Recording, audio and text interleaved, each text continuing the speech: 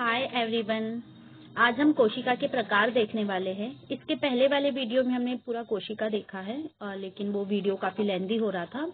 इस कारण ऊतक वाले जंतु ऊतक वाले टॉपिक में हम कोशिका के प्रकार और कोशिका विभाजन देखने वाले हैं। तो चलो हम स्टार्ट करते हैं। कोशिका के प्रकार। कोशिका के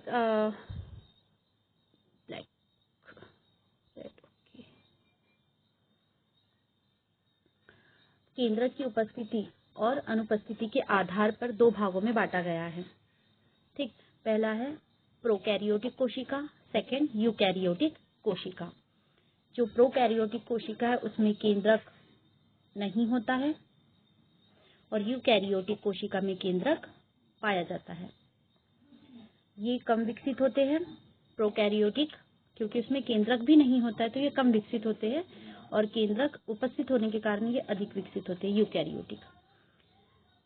प्रोकैरियोटिक का जो आकार है वो छोटा होता है और यह एक कोशिकीय जीवों में पाई जाती है, और यूकैरियोटिक में कोशिका का आकार बड़ा होता है और ये बहुकोशिकीय जीवों में पाई जाती है। इसका एग्जाम्पल देख लेते हैं प्रोकैरियोटिक कोशिका के। तो कोशिका जीवाणु है, वायरस है, साइनोबैक्टीरिया एंड प्रोटोजोआ।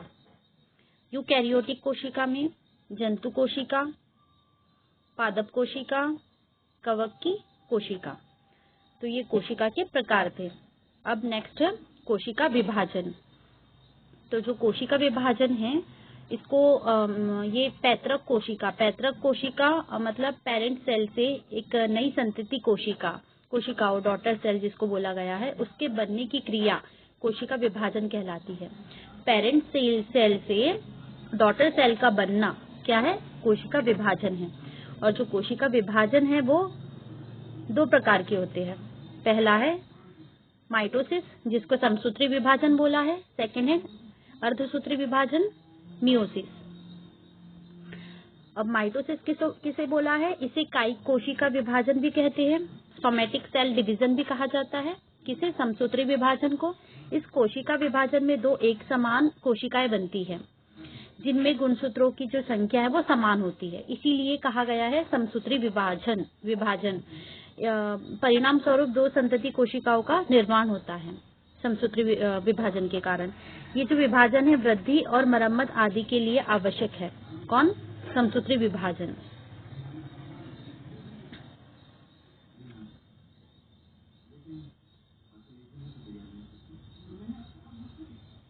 नेक्स्ट है समसूत्री विभाजन एक सतत प्रक्रिया है जिसे निम्नलिखित 5 चरणों में बांटा है। पहला है प्रोफेज, पहला चरण। दूसरा चरण मेटाफेज, तीसरा चरण एनाफेज, चौथा चरण टेलोफेज और पांचवा चरण साइटोकाइनेसिस। अब देखते हैं अर्धसूत्री विभाजन। तो अर्धसूत्री विभाजन प्रजनन अंगों की कोशिकाओं में होता है। जो अर्धसूत्री विभाजन है, ये जो विभाजन है वो प्रजनन अंगों की कोशिकाओं में होता है। इस कोशिका विभाजन में बनने वाली अगुणित संतति कोशिकाओं हैप्लॉइड डॉटर सेल में गुणसूत्रों की जो संख्या है वो आधी रह जाती है, इसीलिए अर्धसूत्री विभाजन बोला गया है। ठीक है। इस विभाजन के परिणाम स्वरूप 4 संतति कोशिकाओं का निर्माण होता है। समसूत्री विभाजन में क्या हो रहा था? 2 संतति कोशिकाओं का निर्माण हो रहा था, और अर्धसूत्री विभाजन में क्या हो रहा है? 4 संतति कोशिकाओं का निर्माण हो रहा है। ये जो विभाजन है जीवों में विभिन्नताओं के लिए उत्तरदायी है। किसके लिए उत्तरदायी है? विभिन्नताओं के लिए उत्तरदायी है। समसूत्री विभाजन के 2 उप चरण होते हैं। पहला अर्धसूत्री विभाजन फर्स्ट, अर्धसूत्री विभाजन सेकेंड। तो अर्धसूत्री विभाजन पहला, इसको prophase first, metaphase first, anaphase first, telophase first and second.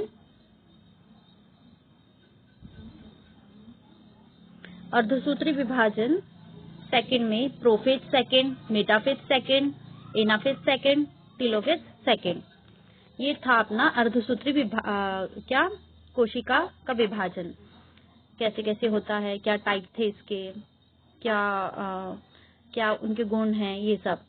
अब है नेक्स्ट एनिमल टिश्यू।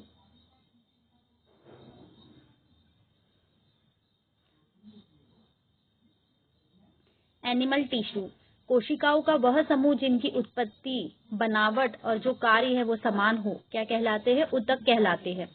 विभिन्न प्रकार के ऊतक मिलकर एक अंग का निर्माण होता है। जंतुओं में 4 प्रकार के ऊतक पाए जाते हैं। पहला उपकला ऊतक, जिसको एपिथेलियल टिश्यू बोला गया है। सेकंड संयोजी ऊतक, कनेक्टिव टिश्यू। नेक्स्ट तंत्रिका ऊतक, नर्वस टिश्यू। नेक्स्ट पेशी ऊतक, मस्कुलर टिश्यू। ये जो उपकला ऊतक है, एपिथेलियल टिश्यू, ये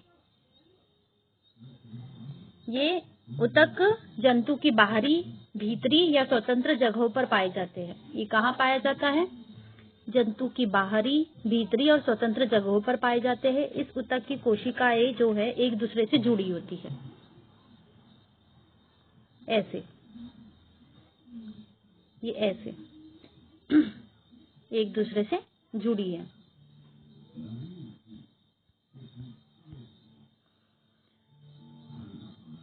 शरीर के कई महत्वपूर्ण अंगों में पाया जाता है, जैसे कि त्वचा की बाहरी सतह, फेफड़े, वृक्क, यकृत, जनन ग्रंथियों की भीतरी सतह आदि, इन जगहों पर पाई जाती है एपिथेलियल टिश्यू। नेक्स्ट है संयोजी ऊतक, जिसको कनेक्टिव टिश्यू भी बोला जाता है। ऐसे ऊतक शरीर के सभी अन्य ऊतकों तथा अंगों को आपस में जोड़ने का कार्य करते हैं। एग्जाम्पल है रक्त, टेंडन और लिगामेंट। नेक्स्ट है तंत्रिका ऊतक। तंत्रिका ऊतक कहाँ पाया जाता है? मस्तिष्क में पाया जाता है। इसे संवेदनशील ऊतक भी कहा जाता है। किसको? तंत्रिका ऊतक को। अब है पेशी ऊतक, मस्कुलर टिश्यू। इसे संकुचनशील ऊतक भी बोला जाता है। शरीर की सभी पेशियां इसी ऊतक से मिलकर बनी होती है। ठीक है। तंत्रिका ऊतक में पेशी ऊतक ये 3 प्रकार के होते हैं। ऐच्छिक, जिसको रेखीय ऊतक भी बोला है, अनैच्छिक, अरेखीय ऊतक। नेक्स्ट है हृदयक ऊतक। जो ऐच्छिक ऊतक है वो आंखों की पलकें, जीभ, ये इसका एग्जाम्पल है। अगर मतलब हम नहीं भी चाहेंगे तो भी आंखों की पलकें और जीभ ये अपना कार्य करते रहती है, तो इसे ऐच्छिक और रेखीय ऊतक बोला गया है। सॉरी ऐच्छिक या रेखीय ऊतक अगर हम चाहेंगे तो हाँ, सही बात है कि कुछ टाइम तक हम अपनी पलकों को